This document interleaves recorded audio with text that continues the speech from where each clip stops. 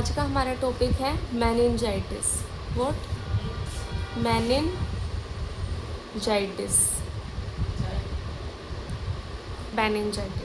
Meningitis को हम कैसे डिफाइन करेंगे, कैसे इसकी डेफिनेशन लिखेंगे? Meningitis can be defined as inflammation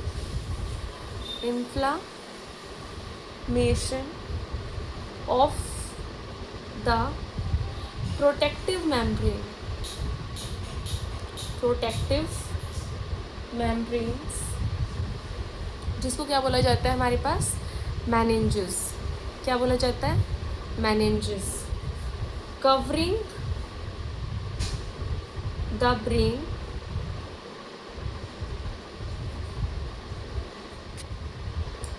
and spinal cord इसको क्या बोला जाता है हमारे पास? मेनिंजाइटिस।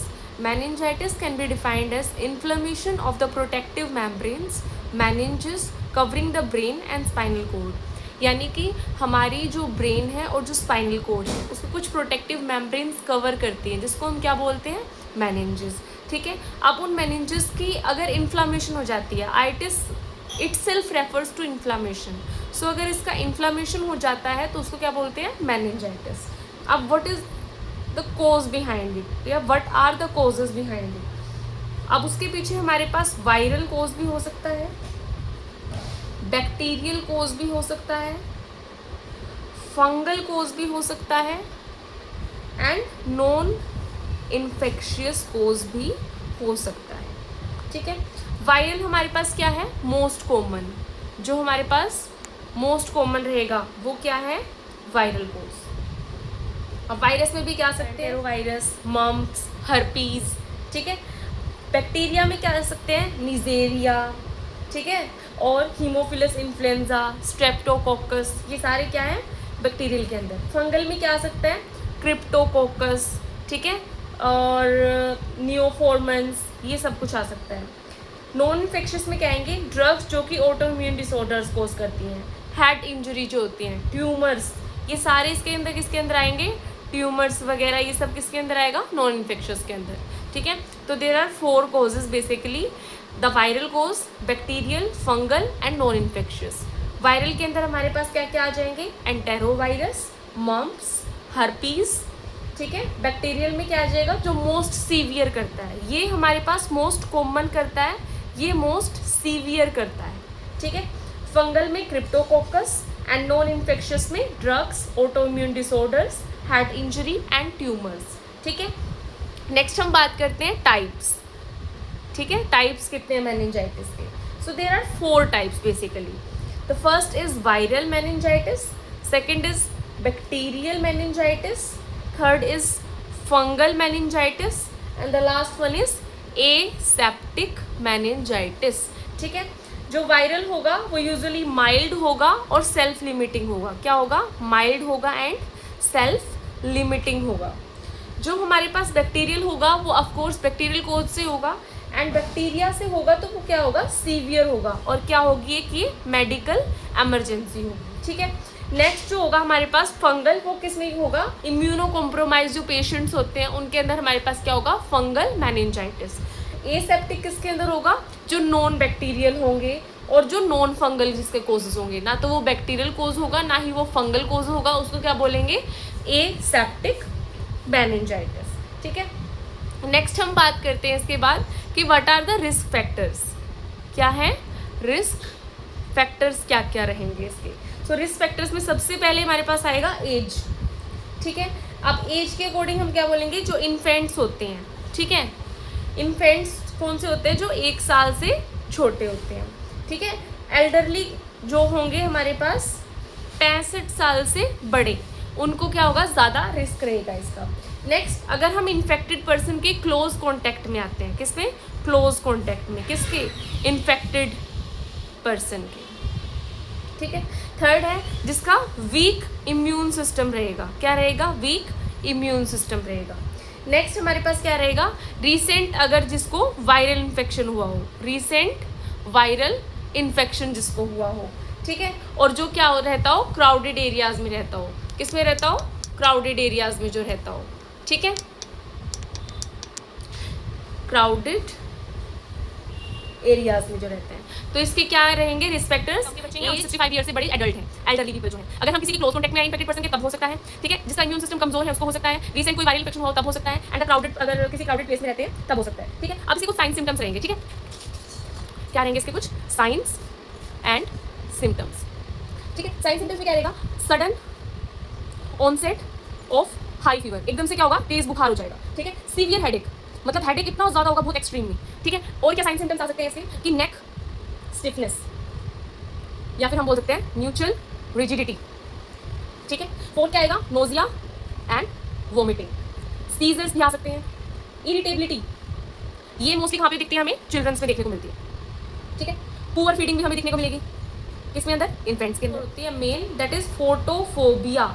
व्हाट, फोटोफोबिया, इसको क्या बोलते हैं, सेंसिटिविटी टू लाइट, ठीक है। साइन सिम्टम्स क्या रहेंगे इसके, sudden onset of high fever, severe headache, neck stiffness या फिर nuchal rigidity, nausea and vomiting, seizures, irritability रहेगी चिल्ड्रंस के अंदर, पुअर फीडिंग रहेगी इन्फेंट्स के अंदर, फोटोफोबिया, सेंसिटिविटी टू लाइट, ठीक है। अच्छा जी, ठीक है। अब इसके अंदर हम एक पढ़ते हैं कि क्लासिक ट्रायड होता है, क्या होता है, क्लासिक एक ट्रायड होता है, कि जिसको देख के हम पता चला सकते हैं कि हाँ इस पर्सन को ऐसे ऐसे करके मेनिंजाइटिस हो सकता है।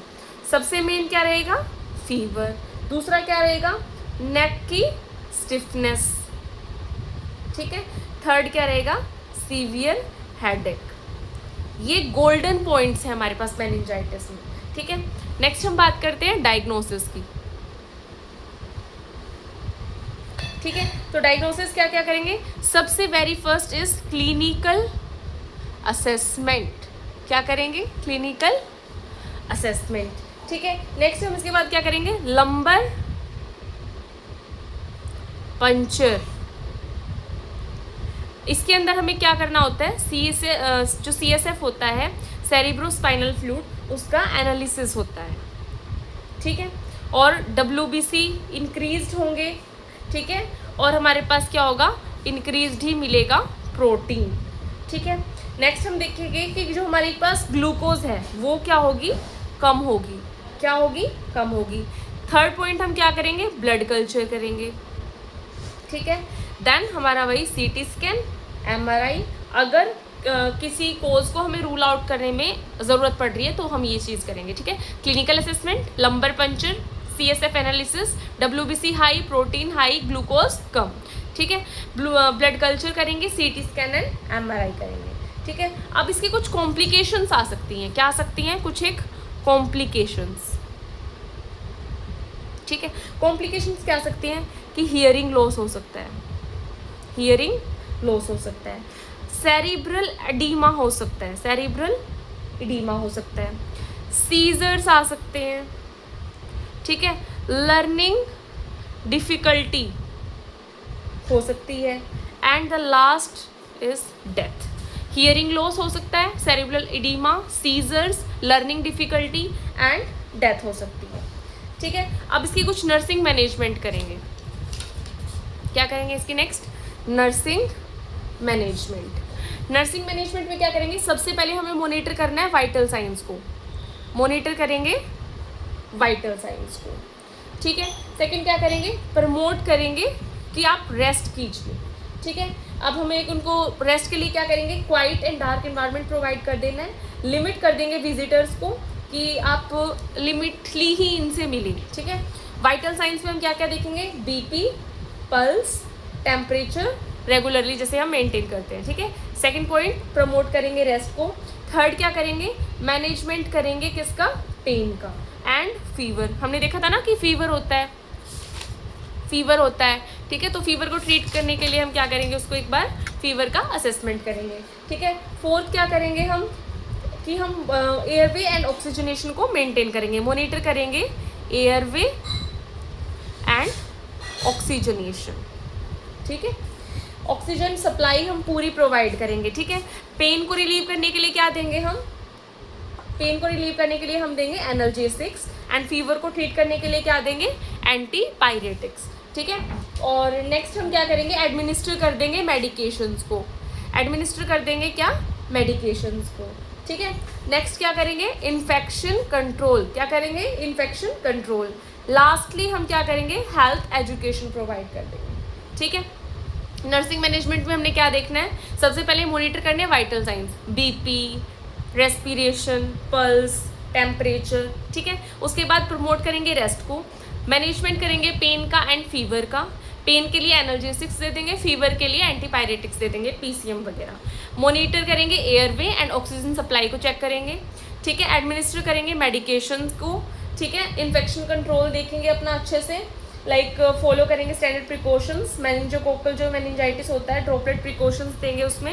हेल्थ एजुकेशन देंगे, हेल्थ एजुकेशन में क्या करेंगे, कंप्लीट फुल कोर्स जो मेडिकेशन का वो सारा हमें उनको समझाना है, वैक्सीनेशन के बारे में बताना है एंड हाइजीन के बारे में बताना है। नेक्स्ट हम बात करते हैं प्रिवेंशन की, कि हम प्रिवेंशन क्या क्या करेंगे। प्रिवेंशन क्या करेंगे हम इसके अंदर, कि वैक्सीनेशन, क्या करेंगे, वैक्सीनेशन न्यूमोकोकल एंड मेनिंजोकोकल के लिए हम क्या करेंगे, वैक्सीनेशन बोलेंगे।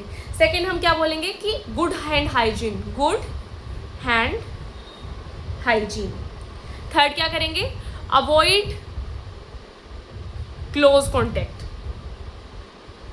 Fourth is early treatment and the last one is maintain healthy immunity, क्योंकि इम्यून कॉम्प्रोमाइज था तो हमें क्या करना है, इम्यूनिटी बरकरार रखनी है, अच्छे से रखनी है, ठीक है।